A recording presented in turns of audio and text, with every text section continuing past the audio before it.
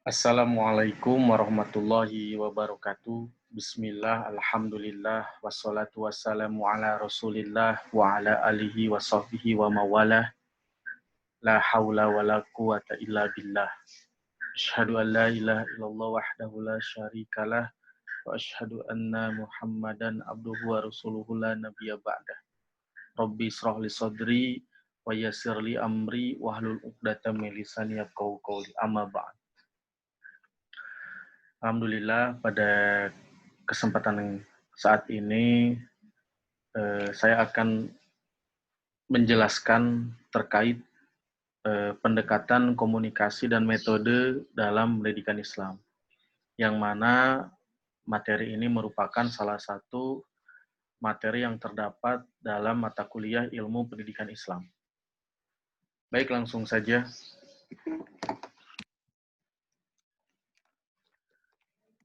Sebelum saya menjelaskan lebih jauh terkait materi yang akan dibahas pada kesempatan kali ini, saya akan sedikit menyampaikan pengantar. Tidak ada seorang pun di dunia ini kecuali hanya Rasulullah Shallallahu Alaihi Wasallam yang berhasil mendidik dan merubah manusia dengan waktu yang relatif singkat. Dari zaman kejahiliahan menjadi zaman yang penuh dengan kekayaan, kebudayaan, dan peradaban. Bahkan beliau mampu mengatur manusia dengan agama yang berbeda-beda, lalu meletakkan pilar-pilar hak asasi manusia yang kemudian populer dengan sebutan Piagam Madinah Al-Munawwarah. Itu semua karena Rasulullah Shallallahu Alaihi Wasallam berhasil dalam mendidik dan mengkader para sahabatnya sebagai khairu ummah. Karena itu, sebaik-baiknya metode dalam mendidik adalah metode pendidikan ala Rasulullah Shallallahu Alaihi Wasallam. Karena Rasulullah Shallallahu Alaihi Wasallam tidak sekedar mengajarkan ajaran agama yang berupa wahyu, akan tetapi lebih dari itu, materi yang diajarkan adalah berkenaan mengenai hakikat manusia dalam pandangan Allah Subhanahu wa Ta'ala. Dengan demikian, Rasulullah Shallallahu Alaihi Wasallam mendidik para sahabatnya dengan berbagai macam metode. Karena yang dididik tidak hanya daya intelektual, tetapi juga termasuk spiritual, emosional, fisik, psikis, etika, estetika, keimanan, dan lain sebagainya. Sehingga manusia menjadi manusia yang sesungguhnya, yaitu menjadi hamba Allah yang beriman, berilmu, berdakwah, mukhlis, muhsin, dan seterusnya. Oleh karena itu, mengetahui metode-metode Rasulullah Shallallahu Alaihi Wasallam dalam mendidik para sahabatnya sangatlah penting, agar kita sebagai para pendidik dapat mengamalkan dan meresapi nilai-nilai metode dan mengembangkannya. Risalah Tauhid yang dibawa oleh Rasulullah Shallallahu Alaihi Wasallam agar dapat disampaikan kepada umat, maka dilakukan dengan cara berdakwah. Berdakwah dapat juga dikatakan mendidik. Mendidik merupakan tugas mulia. Setiap Rasul mempunyai tugas mendidik kepada umatnya. Cara mendidik Rasulullah Shallallahu Alaihi Wasallam adalah berdasarkan kepada Al-Quran dan kepribadian beliau yang mulia. Dalam mendidik para sahabatnya, Rasulullah Shallallahu Alaihi Wasallam menjadikan perilaku beliau sebagai suri tauladan. Ucapan beliau yang lembut dan menarik, ramah, tidak kasar, tidak keras, tetapi sangat familiar. Sehingga beliau berhasil mendidik para sahabat dengan cepat. Konsep dasar cara mendidik Rasulullah Shallallahu Alaihi Wasallam sama halnya dengan konsep dasar secara umum. Al-Quran menyebutkan 3 cara dalam berdakwah, yaitu yang pertama dengan hikmah. Kedua, dengan pelajaran yang baik. Dan yang ketiga, berdebat dengan cara terbaik. Sepeninggal Rasulullah Shallallahu Alaihi Wasallam, maka yang melanjutkan misi dakwah ialah para ulama secara khusus dan umat seluruhnya secara umum, sesuai dengan kemampuan. Lanjut ke pembahasan tentang definisi metode pendidikan. Di pembahasan ini, saya membagi ke dalam 3 penjelasan. Yang pertama, definisi metode. Kedua, definisi pendidikan. Dan ketiga, definisi metode pendidikan. Yang pertama, definisi metode. Menurut Daryanto SS, beliau menyatakan bahwasannya metode adalah cara yang tersusun dan teratur untuk mencapai tujuan, khususnya dalam hal ilmu pengetahuan.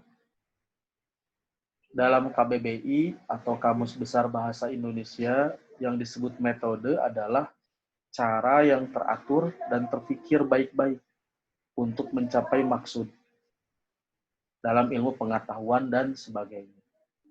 Cara kerja yang bersistem untuk memudahkan pelaksanaan suatu kegiatan guna mencapai tujuan yang ditentukan, baik ilmu ataupun uraian tentang metode yang disebut metodologi. Lalu definisi pendidikan. Menurut undang-undang, definisi pendidikan adalah usaha sadar dan terencana untuk mewujudkan suasana belajar dan proses pembelajaran agar peserta didik secara aktif dapat mengembangkan potensi dirinya untuk memiliki kekuatan spiritual, keagamaan, pengendalian diri, kepribadian, kecerdasan, akhlak mulia, serta memiliki keterampilan yang diperlukan dirinya, baik oleh masyarakat, bangsa, dan negara. Pendidikan Islam, menurut Zakiyah Darajat, ialah pembentukan kepribadian Muslim. Jadi yang dimaksud dengan metode pendidikan, menurut Profesor Ahmad Tafsir, ialah semua cara yang digunakan dalam upaya mendidik. Jadi kata metode di sini diartikan secara luas.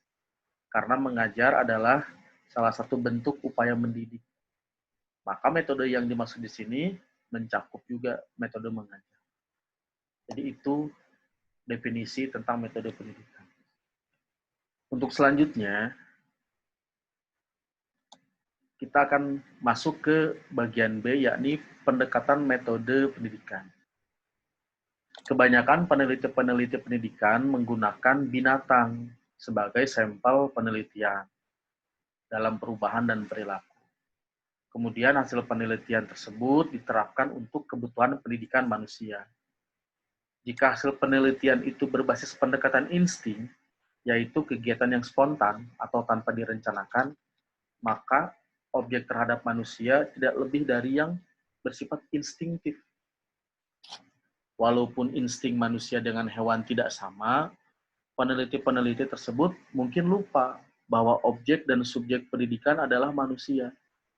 Dan berbicara tentang manusia, maka manusia itu indeterminate, yaitu artinya bahwa variabel manusia atau bahwa variabel yang mempengaruhi perubahan pada diri manusia itu sangat kompleks dan unik, berbeda dengan hewan.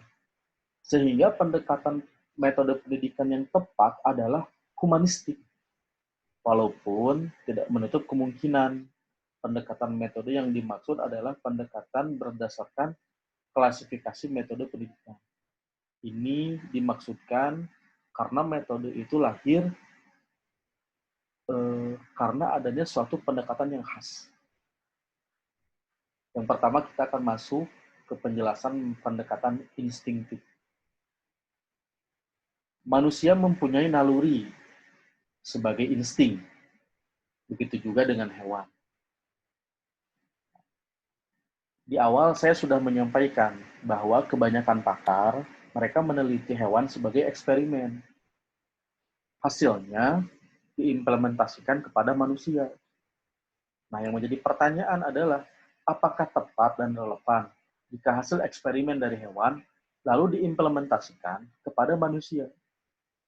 Sebelum menjawab, agar tidak keliru, tentu harus ditanya dulu, hewan itu merespon rangsangan memakai apa? Nah, ternyata jawabannya hewan itu merespon rangsangan memakai insting.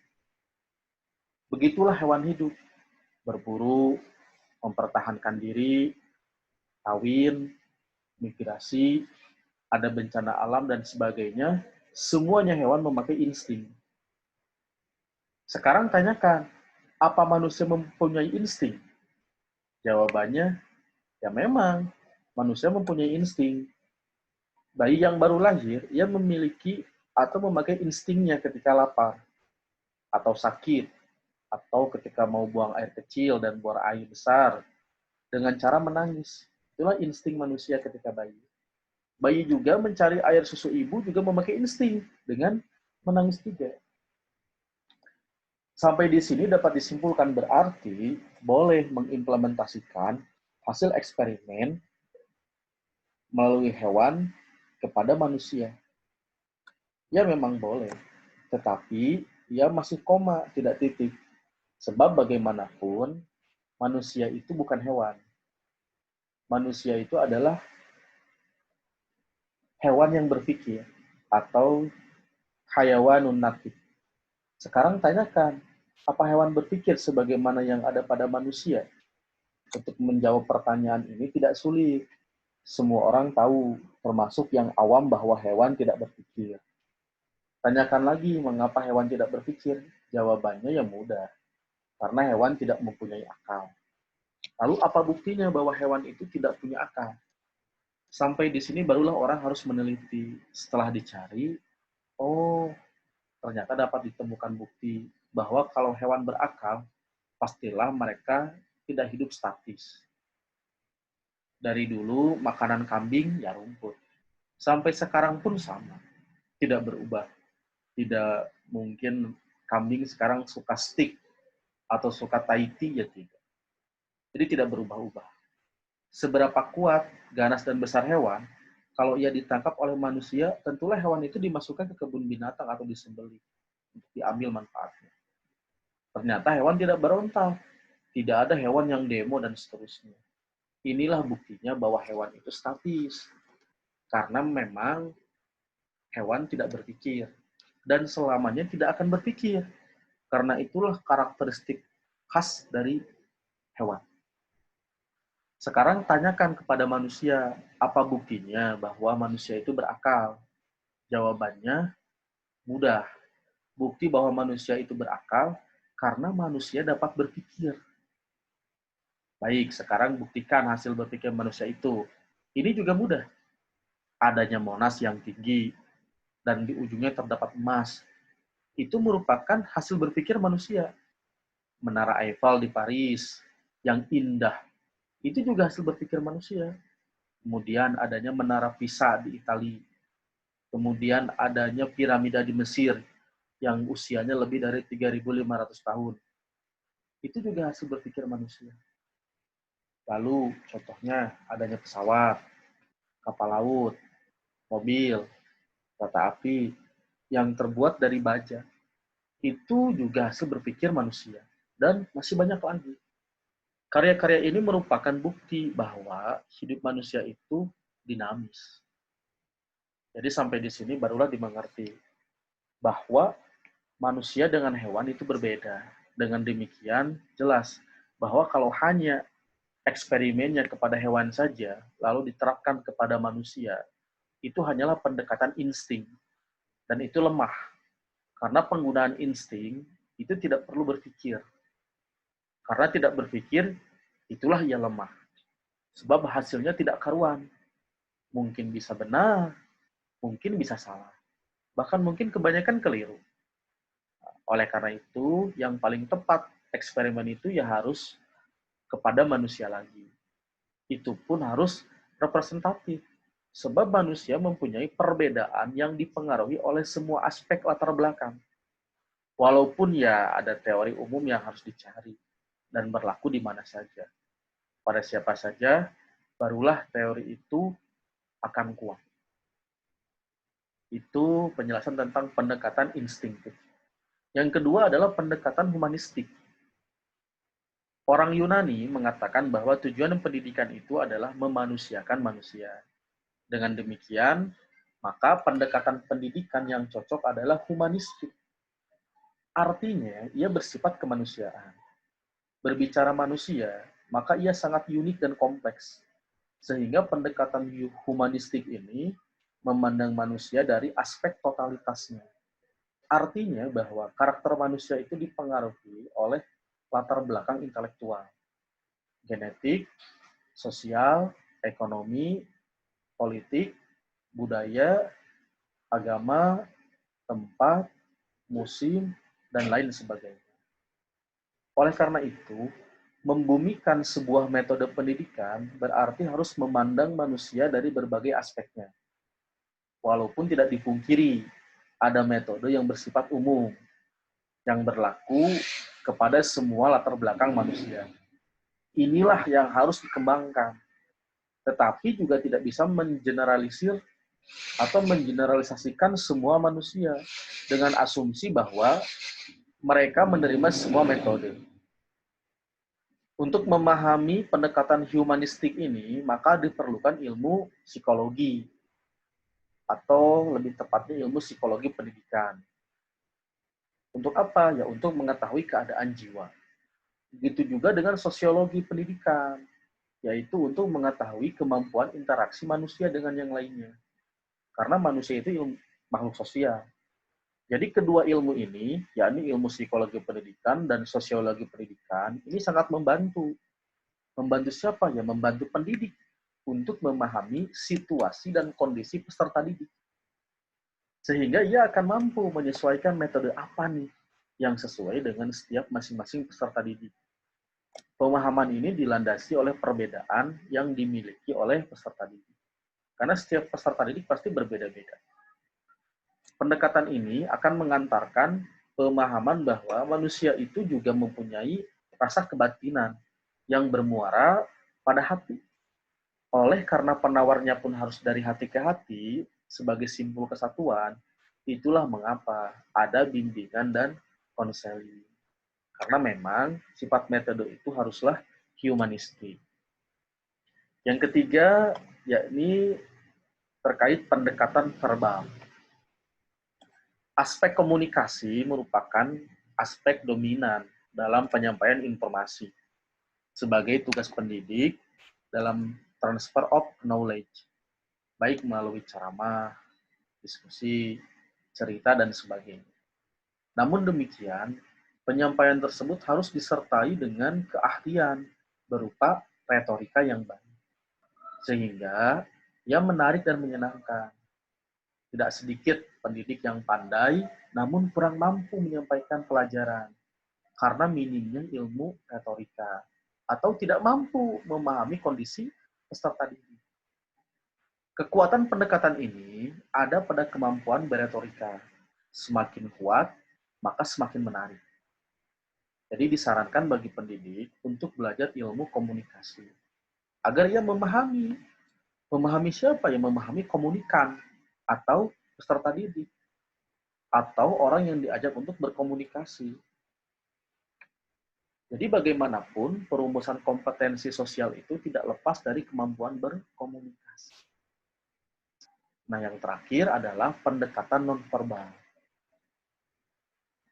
Tidak semua pendidikan disampaikan melalui pendekatan verbal. Ada kalanya ia harus menggunakan pendekatan nonverbal. Pendekatan ini dilakukan dengan isyarat umumnya menggunakan tangan dan mata. Namun, tidak menutup kemungkinan menggunakan anggota tubuh lain. Saat saudara sedang menjamu tamu, kemudian datang anak saudara mengganggu, bahkan sampai naik meja. Kira-kira apa yang saudara lakukan kepada anak tersebut? Apakah membentaknya? Atau memarahinya? Atau memukulnya? Dan sebagainya. Tentu itu semua keliru. Sebab secara psikologis akan membuat anak menjadi tidak mempunyai wibawa dan cenderung akan mengulang perbuatannya tersebut. Jadi sampai di sini, mungkin saudara bertanya, bagaimana caranya menghentikan anak tersebut? Namanya juga anak-anak. Biasanya ia sedang mencari perhatian bapak atau ibunya. Inilah fungsi pendekatan nonverbal. Apabila anak sudah mengerti, ia sudah sekolah, maka saudara dapat memberikan isyarat dengan menggerakkan tangan ke mulut sebagai pertanda untuk berhenti. Tetapi apabila ia masih kecil, maka cukup dibawa ke tempat lain, lalu dititipkan kepada saudara. Kalau ternyata tidak ada, maka anak tersebut diberikan mainan atau dipegang.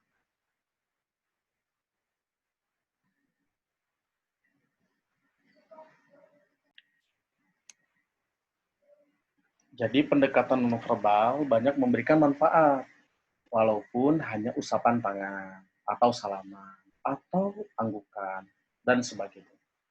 Hal ini akan memberikan makna yang lebih mendalam, bahkan akan mendekatkan hubungan emosional dan jiwa. Jadi itulah terkait pendekatan nonverbal. Selanjutnya adalah tentang tujuan metode pendidikan. Metode itu lebih penting daripada materi atau konten. Tetapi guru lebih penting daripada sebuah metode. Statement ini memberikan implikasi bahwa metode terhadap guru itu sebagai alat bantu. Bagaimanapun canggihnya alat bantu, kalau usernya tidak mampu menggunakan dan memanfaatkannya, maka alat bantu itu tidak banyak membantu. Ia ada hanya sebagai hiasan saja. Dengan demikian, guru harus benar-benar menguasai metode tersebut. Tidak hanya pada aspek perencanaan, pelaksanaan, tetapi harus sampai kepada aspek evaluasi. Sejatinya metode itu bertujuan untuk memudahkan penyampaian konten atau yang disebut transfer of knowledge. Memudahkan penyampaian nilai atau yang disebut transfer of value. Dan proses pembelajaran berjalan dengan efektif dan efisien. Makanya tujuan metode pendidikan yang terpenting itu 3. Yang pertama, memudahkan penyampaian konten, transfer of knowledge. Yang kedua, memudahkan penyampaian nilai, transfer of value. Dan yang ketiga, menjalankan proses pembelajaran dengan efektif dan efisien. Yang keempat adalah tentang metode pendidikan dalam Al-Quran dan hadis. Nah ini dibagi dua. Kenapa dibagi dua? Karena metode pendidikan dalam Islam yang paling pertama adalah membaca dan menulis. Sebagaimana telah dijelaskan pada pendahuluan dan kalam. Sampai saat ini masih menjadi alat pengajaran penting dalam kehidupan manusia. Tetapi terdapat juga beberapa metode lain yang tidak kalah pentingnya dalam membentuk insan yang berqualified sesuai dengan situasi dan kondisi para pendidik dan pesertanya. Jadi ada dua, yaitu dengan menggunakan eksplorasi isyarat metode pendidikan dalam Al-Quran, yang kedua eksplorasi isyarat metode pendidikan dalam hadis. Yang pertama kita akan bahas eksplorasi isyarat pendidikan dalam Al-Quran. Yang pertama, dalam Quran surah As-Saff ayat 2 dan 3, A'udzubillahi minasyaitonirrajim, bismillahirrahmanirrahim. Ya ayyuhalladzina amanu lima taquluna ma la taf'alun kabura maqtan indallahi an taqulu ma la taf'alun. Yang mana artinya adalah, hai orang-orang yang beriman, mengapa kamu mengatakan apa yang tidak kamu perbuat? Amat besar kebencian di sisi Allah bahwa kamu mengatakan apa-apa yang tiada kamu kerjakan. Ayat sebelumnya menyatakan bahwa semua makhluk yang ada di langit dan di bumi itu bertasbih kepada Allah. Kemudian pada ayat ini, Allah Subhanahu wa Ta'ala menegur. Menegur siapa? Ya orang-orang yang beriman, yang berkata sesuatu yang baik, tetapi tidak mengamalkan sesuatu yang baik itu. Dan Allah Subhanahu wa Ta'ala membenci orang yang seperti itu. Nah, metode apa yang bisa diambil dari Quran surat As-Saff ayat 2 dan 3 ini? Yakni metode pengajaran lewat praktek, pengalaman, dan pengamalan. Lalu implikasinya terhadap metode pendidikan apa? Implikasinya adalah mendidik manusia berbeda dengan melatih hewan. Karena hewan tidak dapat dididik, tetapi hanya dapat dilatih. Contoh seperti topeng monyet bisa dilatih. Dan di antara metode yang unggul dan berhasil adalah lewat metode praktek. Terlebih lagi jika terdapat materi-materi yang justru harus lebih banyak melalui praktek, misalnya program keterampilan, kecakapan, ketangkasan, dan sebagainya. Oleh karena itu, seseorang pendidik harus mengetahui metodologi suatu materi agar substansi dan tujuan pencapaian materi tersebut dapat tercapai dengan baik. Sebagai contoh, terhadap metode praktek ini adalah misalnya seorang ayah menyuruh anaknya sholat. Maka yang harus dilakukan adalah ayah tersebut menuntun anaknya sholat bersamanya. Jadi bukan menyuruh sholat tapi ayahnya tidak sholat. Atau hanya menyuruh tetapi tidak memantau. Dengan demikian bahwa karakteristik model dari metode praktek ini adalah mengajak untuk berbuat baik. Lalu memberikan contoh dan membimbingnya dengan baik. Dari mulai proses sampai hasil. Ini baru satu nih, baru asop saja. Yang kedua, yaitu dari Quran surat Al-Ahzab ayat 21. Bismillahirrahmanirrahim. Laqad kana lakum fi Rasulillahi uswatun hasanah. Liman kana yarjullaha wal yaumal akhir wa dzakarallaha katsira. Yang artinya, sesungguhnya telah ada pada diri Rasulullah itu suri tauladan yang baik bagimu, yaitu bagi orang yang mengharap rahmat dari Allah dan kedatangan hari kiamat. Dan dia banyak menyebut Allah. Pada ayat sebelumnya diceritakan kepada orang-orang munafik yang tidak mau berperang bersama Rasulullah SAW karena mereka takut mati. Mereka malah bersembunyi di dusun-dusun, dan kalaupun mereka ikut berperang, itu hanya sebentar saja. Lalu metode apa yang dapat diambil dari Quran Surat Al-Ahzab ayat 21 ini? Yakni metode suri tauladan dan memberikan contoh. Lalu implikasi terhadap metode pendidikan apa? Rasulullah Shallallahu Alaihi Wasallam merupakan sosok pribadi yang harus dituruti atau ditauladani oleh manusia, karena tidak ada bagian-bagian yang cacat pada diri Rasulullah. Jadi Rasulullah itu dimaksum, dijaga sama Allah. Oleh karena itulah beliau menjadi panutan orang banyak, bahkan disegani oleh musuh-musuhnya. Cepatnya, para sahabat dalam menerima pelapalan wahyu dari Rasulullah karena memang beliau senantiasa memberikan tauladan yang baik.